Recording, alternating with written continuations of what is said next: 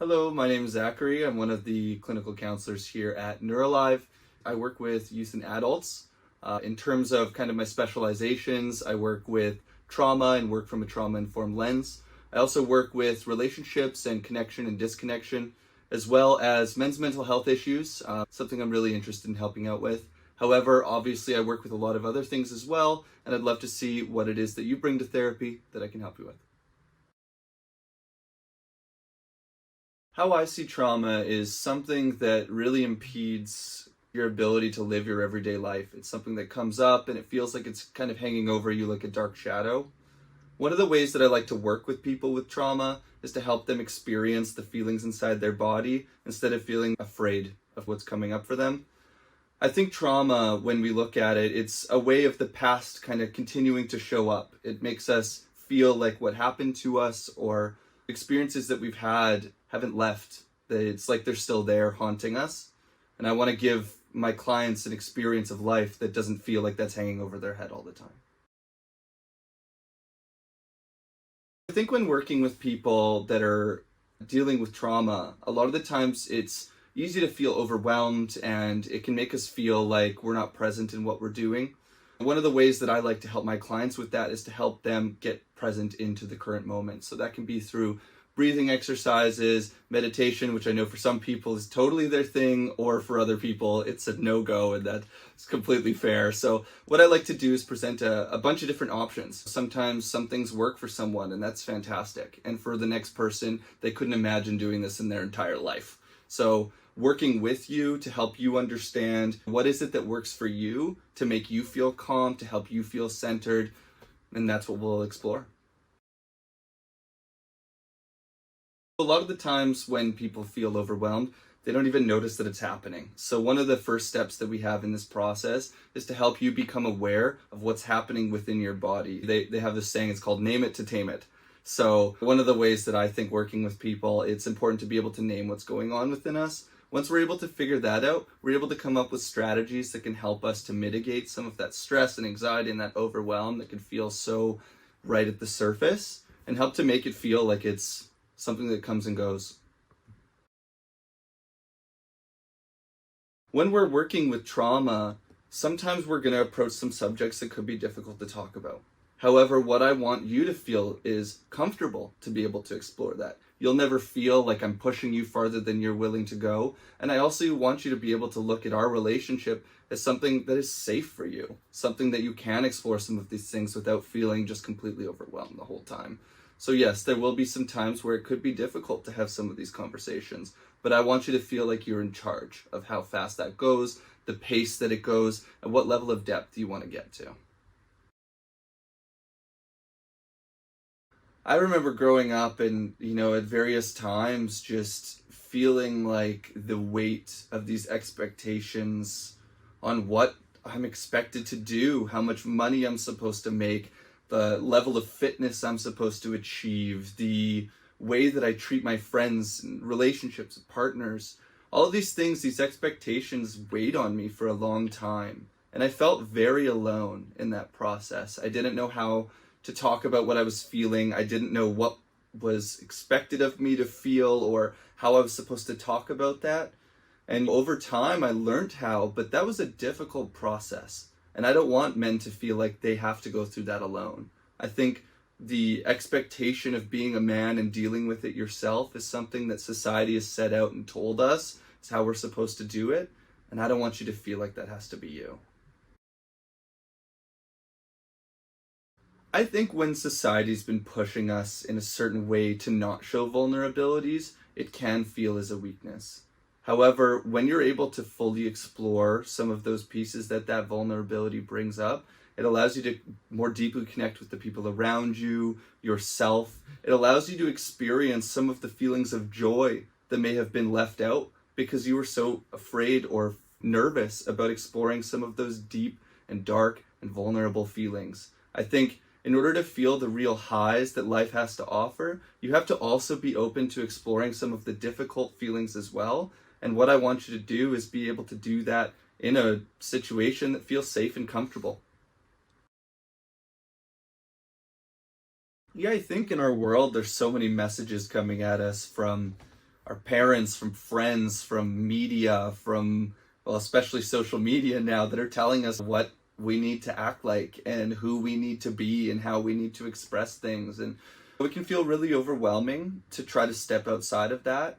But one of the goals that I would have and love for us to talk about is, what do you want your life to look like? What is your script of masculinity that you want to follow? Who is it that you want to be? We don't have to listen to what everyone is telling us all the time, even though it can feel extremely overwhelming to get outside of that. I think getting started in this process of exploring where some of these messages come from, what ones we want to take with us and hold kind of in our hearts, and what ones we want to let go of, can be really difficult.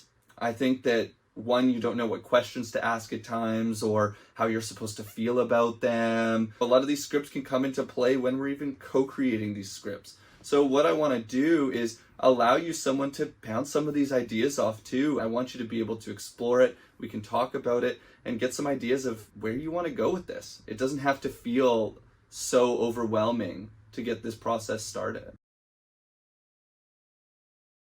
I think as a man, the idea of going to therapy can feel really overwhelming. Like, what are my friends going to think? What is my family going to think? Does it make me less of a man to go and talk about my feelings? And I think I had that same experience going into this work and starting to understand what masculinity meant to me. So I just want you to know that you aren't alone in that process, and that, yeah, it can feel overwhelming, but I think it's really important that you get the opportunity to explore some of these ideas and feelings, and I want you to feel really comfortable along the way. I think communication in relationships is really important, because for some people that may feel as a way to give someone trouble for something they did. However, what communication is actually really incredible for is helping us to connect with the people in our lives and tell them what's important for us or what's going on for us.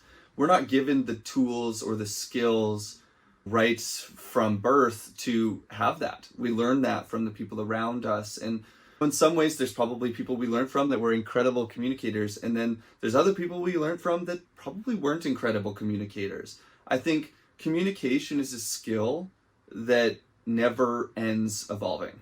I think that as we grow and develop new relationships, there's certain parts of our communication that are really helpful and can be brought forth into other relationships. And then there's probably some parts that maybe need some expansion or some way that they evolve. One way that communication is really helpful is in terms of boundary settings. I think boundaries right now are a big buzzword out in social media, and I think that in a way they've been kind of gotten away from their roots. But what boundaries means to me, and in terms of my practice, is they're a way for us to communicate with someone else how we can be closer to them. And that's the goal, I think, of boundaries, is to form the relationships that we want, so we have the ability to be close to the people and to feel loved by and with the people in our lives that are important to us.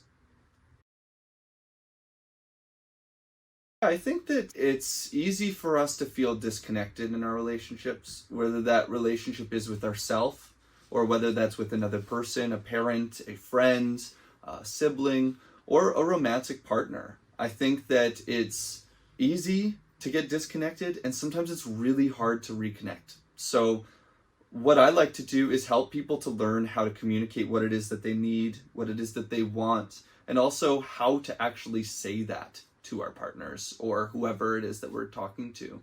I have experience in working with people facing infidelity issues or trust, even just feeling disconnected, not sure how to communicate.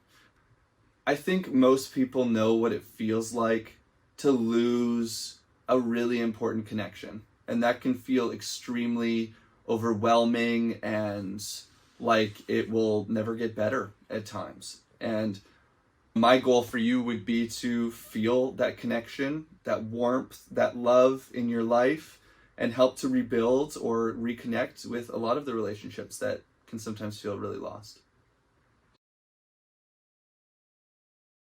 When I say that I want our relationship to help you stand against the power of the problem together, I can explain it best in terms of what I picture it as in my mind. When I look off into the distance, I see this dark cloud that's looming over, and it's scary and it's intense and it's overwhelming. What I want you to be able to feel is that as this cloud is coming towards us, we're standing there together, able to combat it together. I don't want you to feel alone. I want you to feel that our relationship gives you some armor and some protection and some safety. Therapy can feel really overwhelming at first for some people, and I can understand that. You may think that we're going to sit here and talk about all of these really intense problems and it's going to be really heavy, and of course there will be times where that's true, and we are going to go into some deep stuff as long as you want to. However, there's also going to be times where we laugh together, celebrate together, and have, honestly, a really fun time. I know that seems strange, like the idea of having fun in therapy seems like something that's not possible, but I promise you, we will laugh. I think the process of change can be challenging because there are times where we are going up and it feels amazing, and then there will be some difficult days that make us feel like we haven't progressed at all. However, one thing that we will constantly do throughout therapy is to be able to point out those victories. My goal for you is to see a trajectory going upwards where you feel that you're achieving what you want in life and you feel good, connected to the people around you and connected to yourself. Now, that doesn't mean that there's not going to still be difficult days. There are still going to be difficult days, and there were days where it may feel like you're not in the place you want to be, but I promise you, the process is happening, change is difficult, but we will get you there.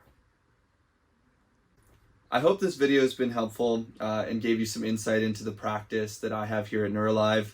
If you wanted to book a consultation, feel free, or if you feel like you're ready to go ahead and book in. I really look forward to meeting you, and I hope to hear from you soon.